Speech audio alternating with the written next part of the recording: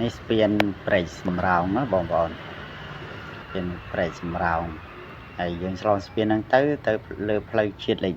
1ទៅស្វាយរៀងអ្នកលឿងហើយបានហើយទៅកោះធំក៏អីហ្នឹងបានដែរណាហើយរួចទៅចុះពីស្ពានហ្នឹងមិនទីទៅគឺស្រុកកោះកបីបងប្អូនហើយខ្ញុំធ្វើការបង្ហាញនេះពីទស្សនភាពស្រុកកោះកបីតើមានអ្វីខ្លះសម្រាប់តាមដានទាំងអស់គ្នាបងប្អូនហើយស្រុកកោះកបីហ្នឹងគឺនៅក្នុងខេត្តកណ្ដាលយើងទេបងប្អូននៅឃុំព្រែកថ្មីឃុំព្រែកថ្មីខេត្តកណ្ដាលយើងទេបងប្អូនហើយមិនមានកន្លែងខ្សាច់មានអីជីវកម្មខ្សាច់ប៉ុណ្ណាណៃហើយយើងមកដល់វងមូលនេះយើងទៅត្រង់ទៅគឺយើង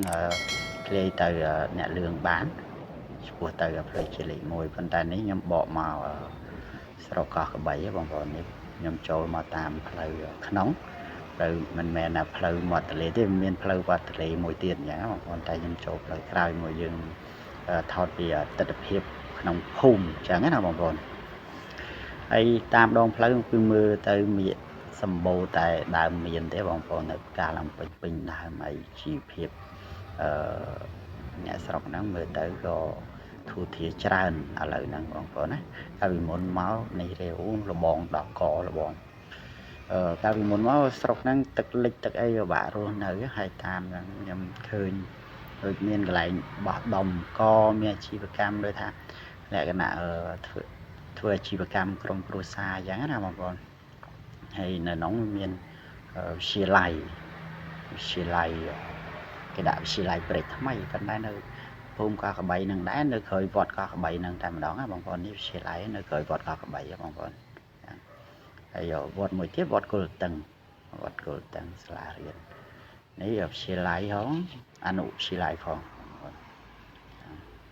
ហើយបងប្អូននៅនាយសមុទ្រអត់ដែលបានមកលេងស្រុកខ្មែរយើងខ្ញុំធ្វើវីដេអូនេះចែកជូនបងប្អូនទស្សនាពីការរស់នៅរបស់បងប្អូនយើងនៅស្រុកកោះកបីខេត្តកណ្ដាលយើងហ្នឹងបងប្អូនវត្តកោះកបីមើលទៅជីវភាពពួកគាត់ដូចជាធូរធារច្រើនអញ្ចឹងណាកាលពីមុនមកទឹកលិចទឹកអីយ៉ាងម៉េចដែរខ្ញុំអត់សូវបានដឹងដែរពីមុនប៉ុន្តែគ្រាន់តែថាទឹកលិចទឹកអីអញ្ចឹងណាព្រោះតាមជីក្រោយសិតបឹងអញ្ចឹងណាប៉ុន្តែ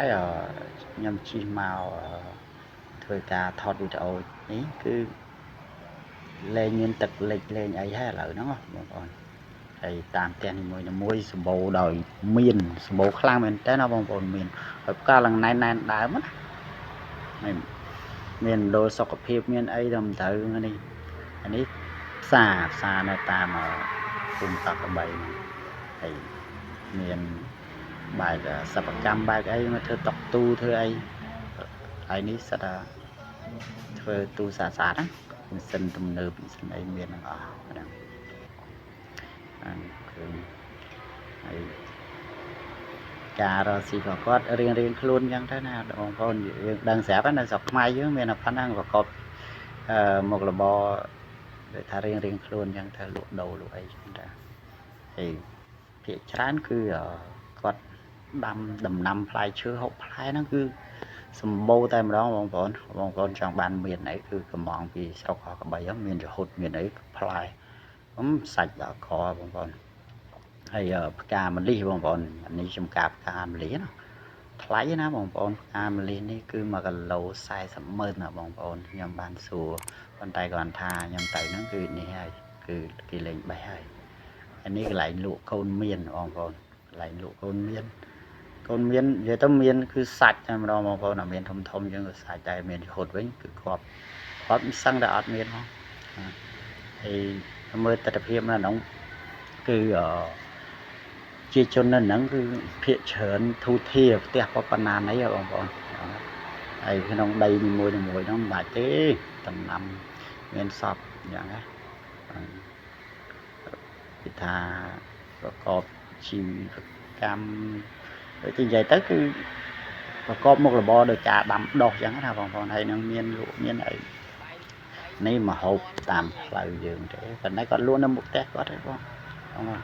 ទាវក៏ឆ្ងាញ់ដែរទាវបាយមាន់អីហ្នឹងចឹងហើយនេះកន្លែងនំបញ្ចុកទី1ឈ្មោះចែស្រស់គាត់ហ្នឹង វាឆ្ងាញ់មែនតើបងប្អូនហើយតម្លៃថោកទេតាម$ទេស្លោប្រហើហើយស្លោខការីគឺ5000ចឹងណាហើយបន្លែស្រស់ថ្មីហើយបងប្អូនមានដឹងដែរនេះនំបញ្ចុកគឺគាត់ដាក់បន្លែស្រស់ហ្នឹងគឺដាក់ស្លឹកនេះស្លឹកយើងឈានពងទាស្លឹកស្អំបងប្អូនមានបន្លែសាប់មានស្អំមានអីចឹងគឺស្លោវាឆ្ងាញ់តែម្ដងហើយប្រហើរឡើងខាប់លើហើយនិយាយពីស្រុកកាកបីហ្នឹងទៀតនេះដូចថាគាត់រស់នៅប្រកបដោយដំណាំដំណែកទេមើលទៅភាគច្រើនគឺគាត់អត់មានទៅធ្វើអីផ្សេងទេតែគឺដាំតែមានតែម្ដងបងប្អូនគឺសបោតែមានណាបងប្អូនហ្នឹងហើយបងប្អូនកុំភ្លេចជួយ Subscribe YouTube ខ្ញុំម្នាក់មួយផងបងប្អូនដើម្បីជាកម្លាំងចិត្តឲ្យខ្ញុំនឹងធ្វើវីដេអូតាមស្រុកតាមភូមិព្រោះគោលបំណងខ្ញុំចង់ថតពីវីដេអូពីការរស់នៅរបស់ប្រជាជនខ្មែរយើងតាមតំបន់អញ្ចឹងណាបងប្អូនអញ្ចឹងខ្ញុំចង់ធ្វើវីដេអូហ្នឹងហើយកុំភ្លេចជួយ Subscribe YouTube ខ្ញុំម្នាក់មួយផងបងប្អូនហើយវីដេអូនេះក៏ដូចជាធ្វើឲ្យផ្ញើបងប្អូននៅឯនីសមុទ្រមើលដែរថាទស្សនភាពនៅស្រុកខ្មែរយើងយ៉ាងម៉េចអញ្ចឹងណាបងប្អូនសម័យនេះមើលទៅវាលក្ខណៈយើងរីកចម្រើនជាងមុនអញ្ចឹងទៅជីវភាពការរស់នៅអីរៀងស្អាតស្អំអីចឹងណាបងប្អូនហ្នឹងហើយវីដេអូហ្នឹងគឺខ្ញុំធ្វើតែប៉ុណ្្នឹងទេក៏ជួបគ្នានៅវីដេអូក្រោយទៀតនៅបណ្ដាស្រុកឬក៏តំបន់អីផ្សេងទៀតព្រោះនេះខ្ញុំធ្វើនៅស្រុកកោះកបីទេប៉ុន្តែនៅវីដេអូក្រោយគឺខ្ញុំនឹងធ្វើពីការនេះ